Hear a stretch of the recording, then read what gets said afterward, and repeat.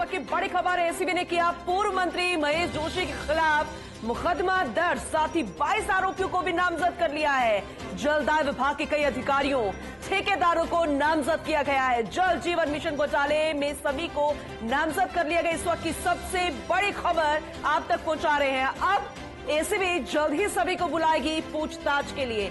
तो लगातार शिकंजा कसा हुआ था, लेकिन आखिरकार ये बड़ी खबर, पूर्व मंत्री महेश जोशी के खिलाफ मुकदमा दर्ज हो चुका है। तलवार लटकी हुई थी, कई तरह के मामले सामने आए थे, लेकिन अपने आप को इससे अलग कर लिया था। लेकिन अब एसीबी ने मुकदमा दर्ज कर लिया है। हमारे सीनियर रिपोर्टर नवीन हमारे साथ जुड़ चुके हैं। ओवर टू यू नवीन।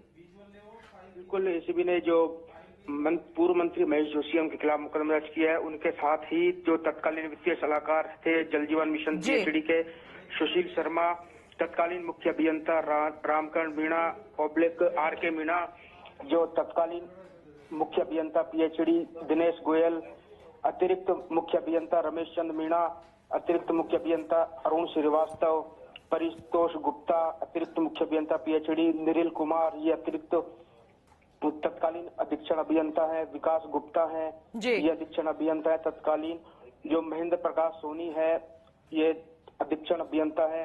इसके साथ ही भगवान साह हैं, बीएस हैं, तत्कालीन अधीक्षण अभियंता, इनके खिलाफ भी एसीबी ने मुकदमा दर्ज किया है। जितेंद्र शर्मा है, तत्कालीन अधीक्षण अभियंता, इनके खिलाफ मुकदमा दर्ज किया है। विशाल सक्सेना, जो तत्कालीन अधिशासी अभियंता शाहपुरा के थे, इनके खिलाफ मुकदमा दर्ज किया है। महेश मित्तल, एक फर्म थी गणपति ट्यूबवेल कंपनी शाहपुरा, उसके खिलाफ भी एसीबी ने मुकदमा दर्ज किया है। गणपति ट्यूबवेल कंपनी शाहपुरा है। पदमचंद जैन, जिनके खिलाफ पहले भी एसीबी की कार्रवाइयां हो चुकी हैं, उन एसीबी की गिरफ्त में भी आ चुके हैं, उनके खिलाफ भी एसीबी ने मुकदमा दर्ज किया है। एक मुकेश पाठक है, उनके खिलाफ इनकी एक कंपनी है Katni Singrauli doubling project international limited Jhanjhari, उनके खिलाफ भी एसीबी ने मुकदमा दर्ज किया है। एक संजय बड़ाया है, प्राइवेट व्यक्ति हैं, किशन गुप्ता है, प्राइवेट व्यक्ति हैं, और टेपन गुप्ता एक प्राइवेट व्यक्ति, और नमन खंडेलवाल एक प्राइवेट व्यक्ति है। इनके खिलाफ एसीबी ने मुकदमा दर्ज किया है। तकरीबन 980 करोड़ रुपए की हेराफेरी, यानी उसके अंदर एसीबी ने मुकदमा दर्ज किया है। और आपको बता दूं, एक एसीबी ने एक मुकदमा दर्ज किया था 215/2023, जिसके अंदर मायालाल सैनी अधीक्षण अभियंता थे बहरोड़ के, उनको एसीबी ने रिश्वत लेते और देते पदम जैन के मार्फत एसीबी ने गिरफ्तार किया था। तो उसके बाद अब एसीबी ने अब इसके अंदर एफएसएल को रिपोर्ट भेजी, और एफएसएल को रिपोर्ट भेजने के बाद में अब एसीबी ने इन सभी 22 लोगों के खिलाफ मुकदमा दर्ज कर लिया है। और अब एसीबी के जो एडिशनल एसपी हैं वो इस पूरे मामले के नवीन, क्योंकि जब ये मामला उजागर हुआ था, ये तो साफ हो गया था कि ये पूरा घोटाला तो हुआ है। नाम भी जब सामने आए तब पूर्ववर्ती सरकार ने कहा था कि सियासत की जा रही है, लेकिन अब एसीबी एक्टिव मोड में थी, सबूत जुटा रही थी। आखिरकार यहां पर मुकदमा दर्ज हो गया है। अब जब एसीबी जल्द ही सभी को बुलाएगी तब भी बहुत कुछ साफ होगा पूछताछ के जरिए। लेकिन ये प्रोसेस किस नियमों के तहत होगा, कब बुलाया जाएगा? क्या एक एक बारी सबको बुलाया जाएगा इंडिविजुअल, या फिर एक साथ सबको बुलाकर पूछताछ होगी आमने सामने? जी देखिए, मैं आपको बता दूं, इस पूरे मामले के अंदर महेश जोशी हैं, उनकी गिरफ्तारी भी हो सकती है। इनके साथ जो 22 लोग हैं, इनकी गिरफ्तारी हो सकती है। पहले एसीबी की टीम इस पूरे मामले की अब जांच करेगी। जांच के बाद में जो नए आईओ निर्धारित होंगे इस पूरे मामले के अंदर, जो इन्वेस्टिगेशन ऑफिसर है, वो इनको पूछताछ के लिए बुलाएंगे, फिर उनकी गिरफ्तारी हो सकती है। जो 22 लोग हैं, बताया जा रहा है कि, और इसके अंदर और भी कई लोग शामिल हैं, लेकिन उनकी अभी तक जो 17A की परमिशन है वो डिपार्टमेंट द्वारा नहीं दी गई है।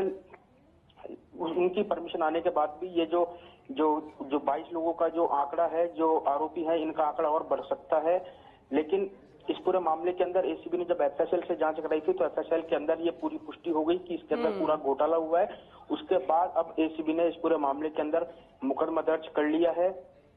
और ये पूरा मामला आपको बता दूं कि जो 215/2023 जो मुकदमा था, जो पदमचंद जैन के दफ्तर में जो एसीबी ने कार्रवाई की थी, उसके बाद में एक मायाराम सैनी था, एक्शन था, उसकी गिरफ्तारी की गई थी। और उसके साथ ही तकरीबन 6 से 7 ऐसे जो लोग थे, प्राइवेट व्यक्ति, उनको एसीबी ने गिरफ्तार किया था, जिसके अंदर पदमचंद जैन भी, उसको भी एसीबी ने गिरफ्तार किया था।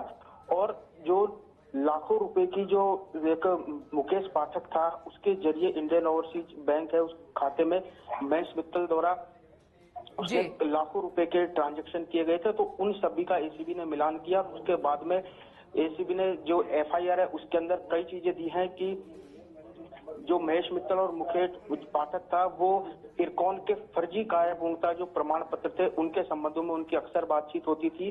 और महेश मित्तल और जो मुकेश पाठक हैं वो दिल्ली में इरकॉन के ऑफिस में वहां के अधिकारी। नवीन, आपने कहा कि मुकदमा तो दर्ज हो ही गया है, नामजद भी हुआ है कुल 22 आरोपियों के खिलाफ, लेकिन गिरफ्तारी हो सकती है पूर्व मंत्री महेश जोशी की।